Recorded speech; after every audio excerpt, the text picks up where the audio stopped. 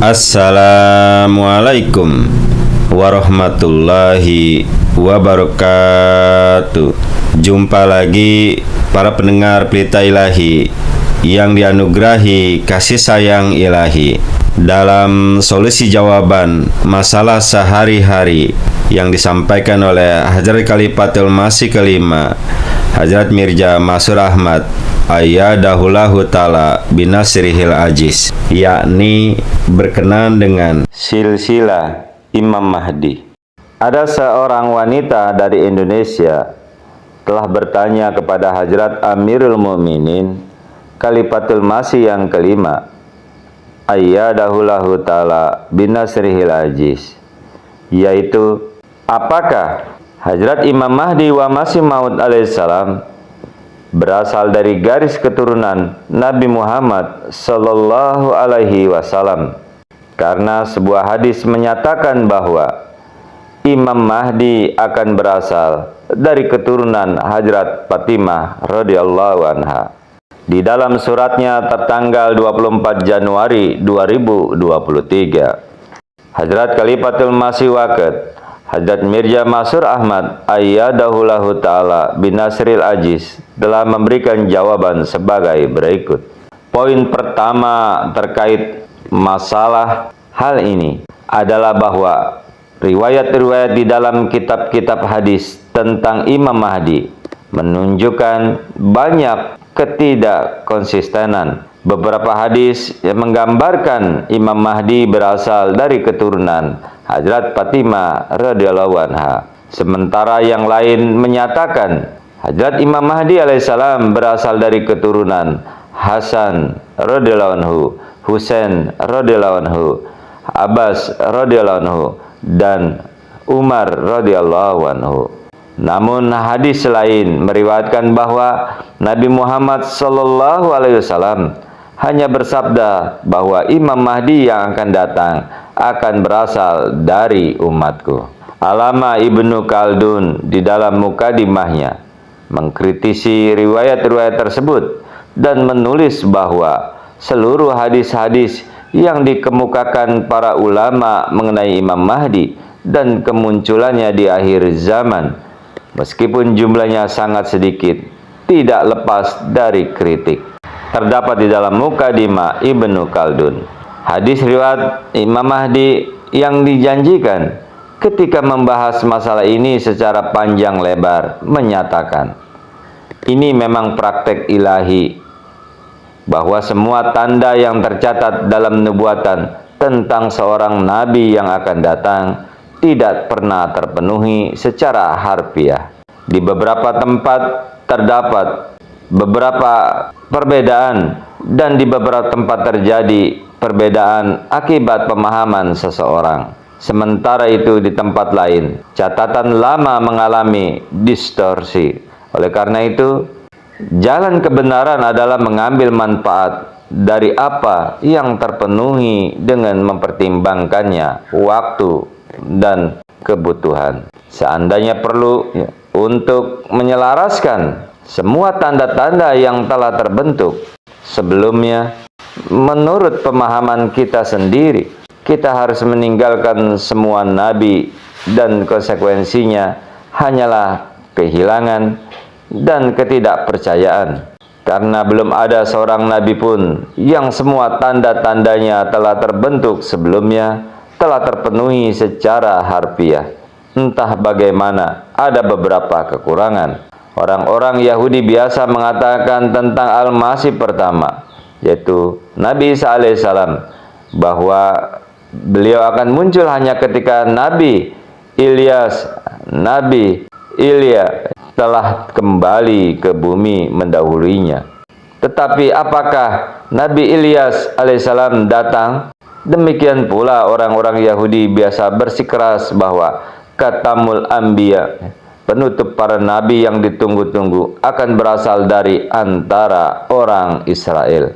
Apakah ia muncul dari antara orang Israel ketika bertentangan dengan harapan orang Yahudi yang telah disetujui oleh semua nabi mereka? Khatamul Anbiya tidak datang dari antara orang Israel.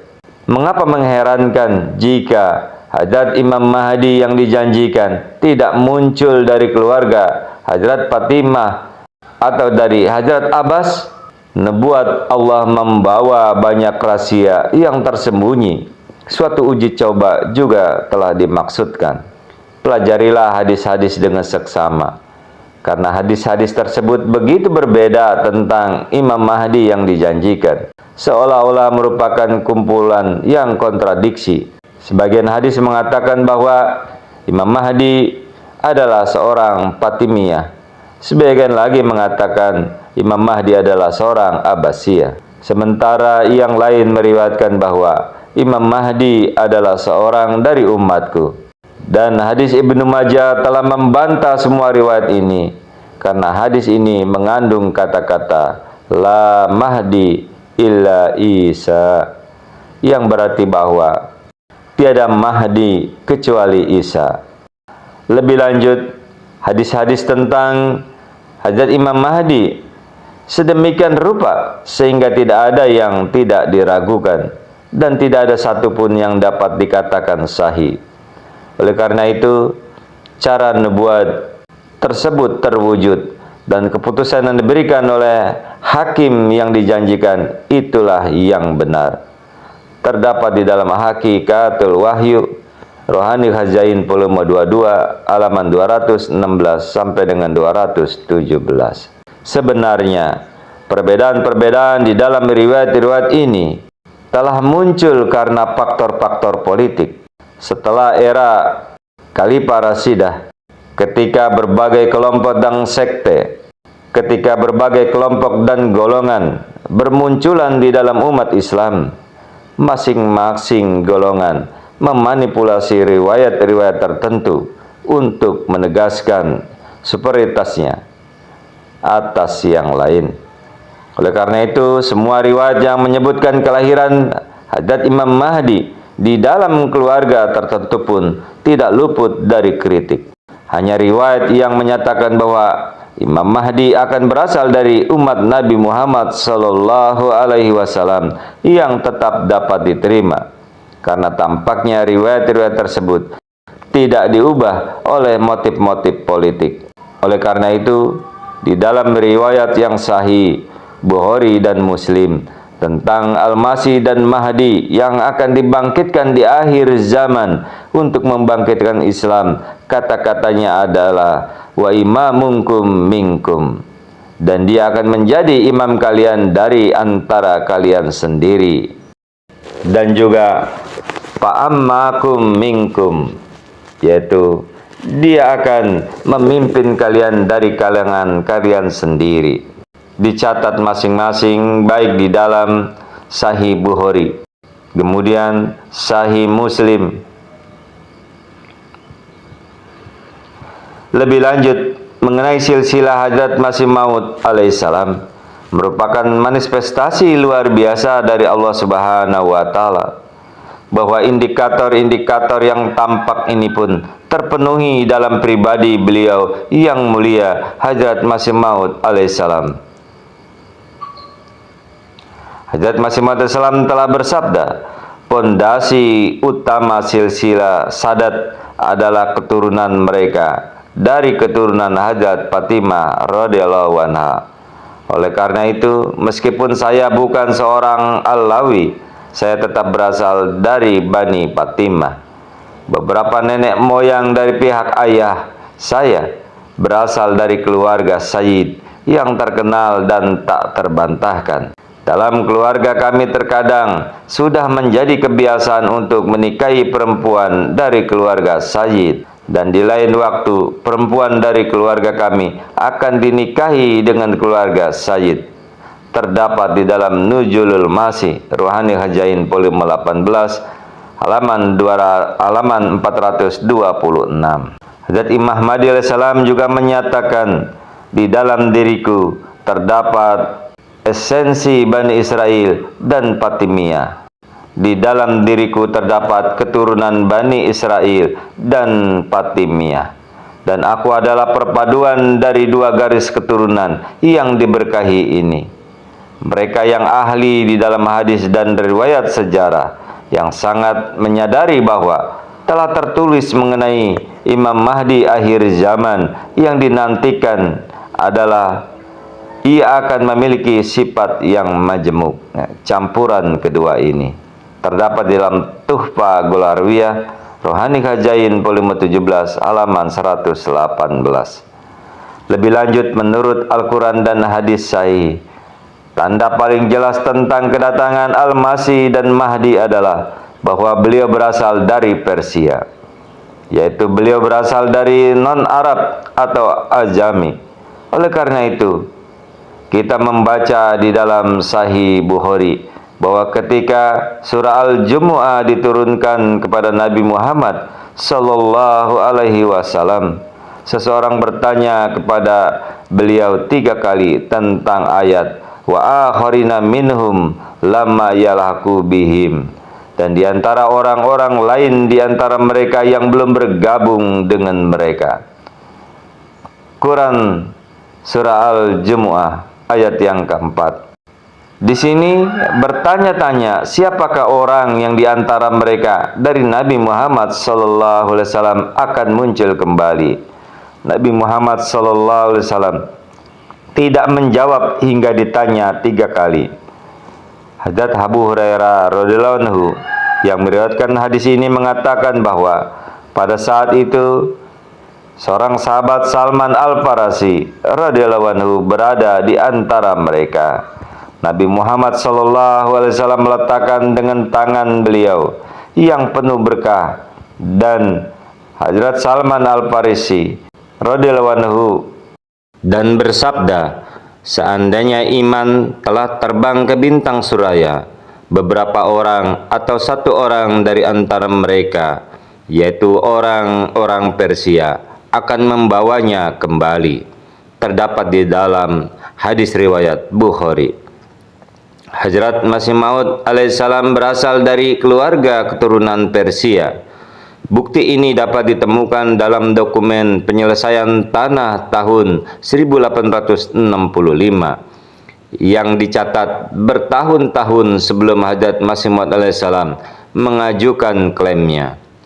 Ketika ayahanda beliau yang mulia dan para tetua lainnya masih hidup, di bawah tabel silsilah para pemilik Qadian terdapat catatan kaki berjudul Kasbah Qadian Ki Abadi Awar Wajah et Tasmiyah, yaitu pemukiman kota Qadian dan alasan penamaannya, yang menyatakan nenek moyang kami, para pemilik tanah pada zaman para penguasa terdahulu, yaitu kerajaan Persia, pernah melakukan perjalanan ke sini untuk melayani, dan setelah tiba mendirikan dusun ini di tempat yang dulunya merupakan hutan belantara yang terlantar. Di bawahnya terdapat tanda tangan Hajat Mirza Ghulam Murtajo, Mirza Ghulam Jilani Sahib, Mirza Ghulam Muhyiddin, dan lainnya. Dengan demikian, dokumen-dokumen resmi ini yang tertanggal jauh sebelum Hadrat Masih Maud alaihissalam telah menyatakan klaimnya, menjadi bukti pasti dan tak terbantahkan bahwa beliau berasal dari Persia. Terdapat di dalam Malik Abdurrahman Kadim, buku Saku Tablik, halaman 462. Selanjutnya, Hadrat Masih Maud alaihissalam sebagai lawannya, yaitu Maulvi Muhammad Hussein Batalwi, telah menulis dalam majalahnya Isaat Us-Sunnah bahwa penulis Barain Ahmadiyah bukanlah orang Quraisy tetapi berasal dari Persia. Terdapat di dalam Isaat Us-Sunnah An-Nabawiyah.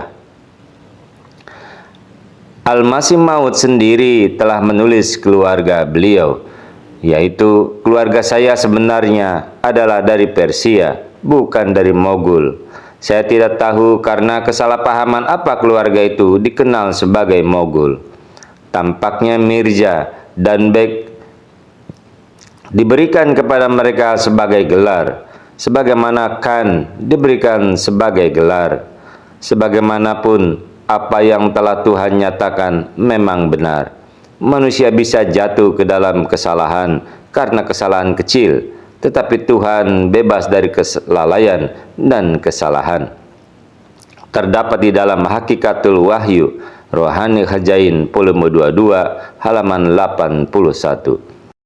Kesimpulannya, meskipun terdapat perbedaan yang signifikan dalam riwayat-riwayat tentang silsilah Al-Masih dan Al-Mahdi, dan meskipun sebagian besar riwayat ini tidak dapat diandalkan, Al-Quran dan hadis-hadis terpercaya menetapkan bahwa beliau berasal dari umat Nabi Muhammad Sallallahu Alaihi Wasallam dan berasal dari Persia. Berkat karunia Allah Subhanahu wa Ta'ala, kedua tanda ini telah terpenuhi dengan sempurna dalam diri Hadrat Mirza Ghulam Ahmad dari Qadian, Al-Masih dan Al-Mahdi yang dijanjikan oleh Nabi besar Muhammad Rasulullah Sallallahu Alaihi Wasallam. Itulah ya, para pendengar Pelita Ilahi berkenan dengan silsilah Hazrat Imam Mahdi alaihissalam. Mudah-mudahan kita dapat memahaminya dan bergabung ke dalam Imam Mahdi yang benar. Allahumma amin. Assalamualaikum warahmatullahi wabarakatuh.